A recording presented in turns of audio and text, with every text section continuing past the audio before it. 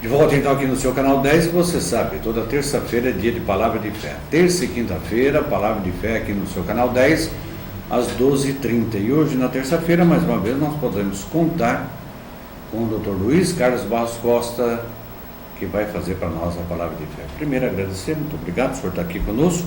O senhor fique à vontade por 7 minutos na nossa Palavra de Fé. Um infausto acontecimento ontem nos trouxe reflexões importantes. Por que reflexões importantes? Uma tentativa de estupro inicialmente dentro de uma igreja, depois agressões fora da igreja, o agressor com trajes sumários, porque já estava iniciando um processo criminoso, agressões, ferimentos, ofensividade, vários comentários, inteiramente dentro do campo da normalidade social diante de um infausto acontecimento. Mas nós estamos aqui para falar sobre o foco espiritual. Se Jesus viesse à Terra e ele estivesse entre nós, qual seria a observação dele? Ele poderia direcionar os seus olhos meigos, envolventes, e envolver a vítima, dizendo: vinde a mim, todos vós que vos achais sobrecarregados e aflitos, eu vos aliviarei. O alívio vem através de uma condição, para que ela possa sair da faixa negativa na qual ela se encontra, porque está aturdida, emocionalmente abalada, para a cura, a fim de que ela volte ao meio social do equilíbrio. É necessário sair da faixa. Não pode ficar na faixa, tem que sair da faixa. E para sair da faixa, ele poderia dizer: perdoai não 7 vezes, mas 70 vezes 7, para sair da faixa. Senão você vai ficar dominada pelo campo negativo do betume infeliz do comportamento que dilacera emoções. Eu me lembro de uma forma evidente a colocação do Papa João Paulo II quando visitou o seu agressor. É um ponto de referência. Ele saiu da faixa, se iluminou a ponto de depois voltar para envolver uma pessoa doente.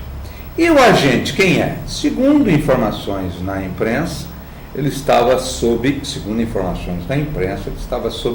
a ação das drogas. A droga estiola o campo interior.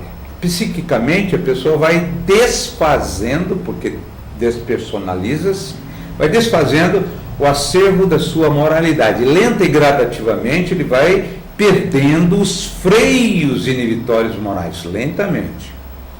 Na ação das drogas, a pessoa vai saindo daquele campo de normalidade e aceitando um jogo infeliz do primarismo, da ofensividade, da agressividade. Todas as pessoas que se envolvem com drogas, portanto, elas perdem o acervo do conhecimento, do relacionamento básico, do amor entre as pessoas e do respeito.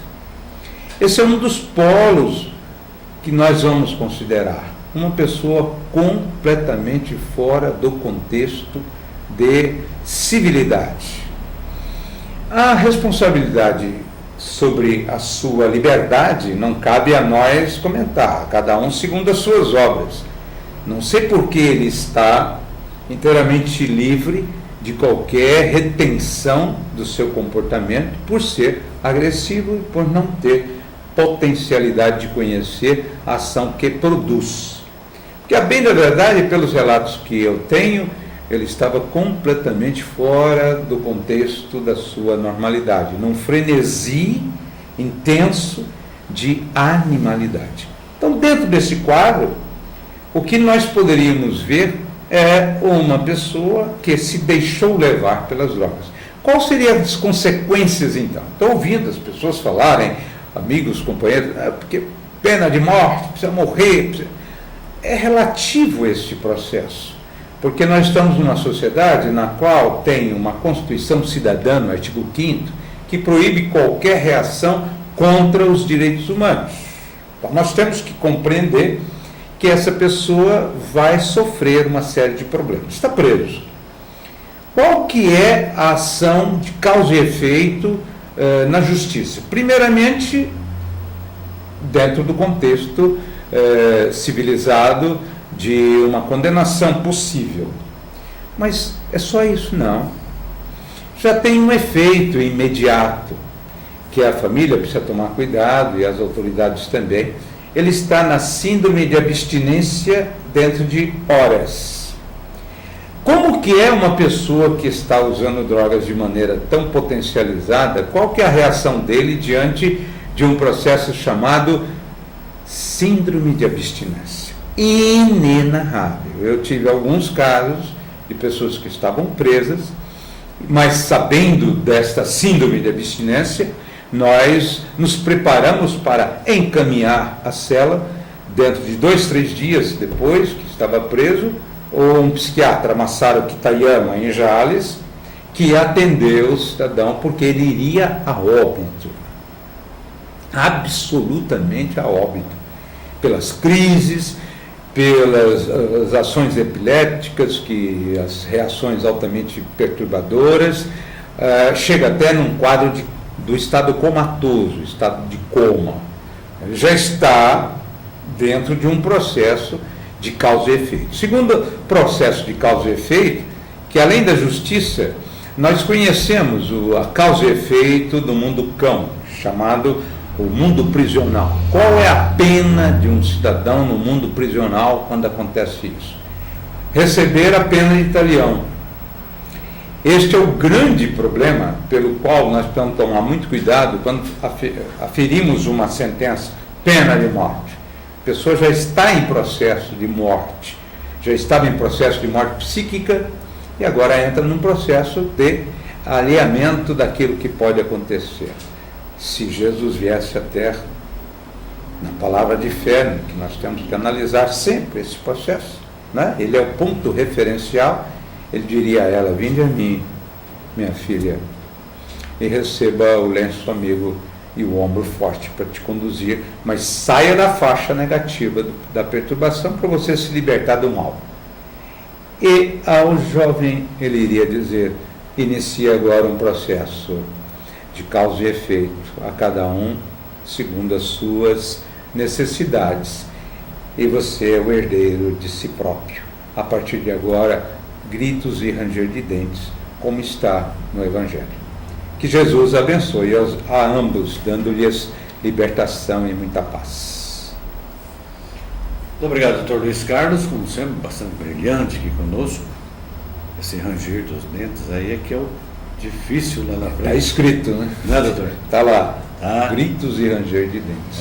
E esse aí é que é, às vezes, possivelmente, para a eternidade, né? Até eu faria um comentário. Estou querendo me interromper um pouquinho, porque o assunto aí A justiça divina não se utiliza, nem precisa se utilizar de qualquer mecanismo de vingança humana.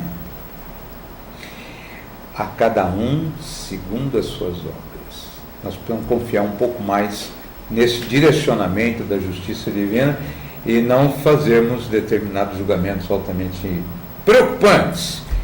Pena de morte é relativo. Nós temos filhos e irmãos que estão envolvidos na sociedade e amanhã estarão, talvez, na mesma pena que nós determinamos a alguém.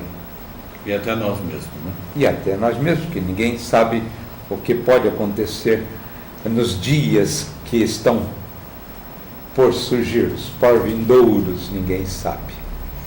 Como sempre, muito brilhante. Muito obrigado. Espero contar com o senhor mais um monte de vezes aqui, toda terça-feira. Um grande abraço, boa tarde. Tá, obrigado. Muito obrigado, doutor Luiz Carlos Barros Costa. Ele sempre muito brilhante, fazendo para nós, nessa terça-feira, mais uma vez, a palavra de fé. Nós vamos ao intervalo comercial e vamos continuar com o nosso noticiário aqui no seu Canal 10.